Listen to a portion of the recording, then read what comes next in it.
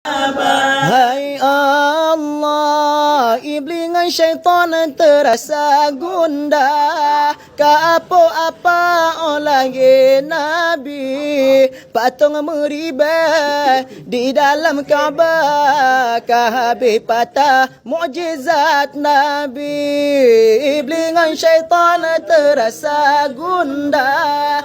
Apa oleh Nabi patung meribah di dalam Kaabah. Habis patah mukjizat Nabi patung meribah di dalam Kaabah. Habis patah mukjizat Nabi. Allah pre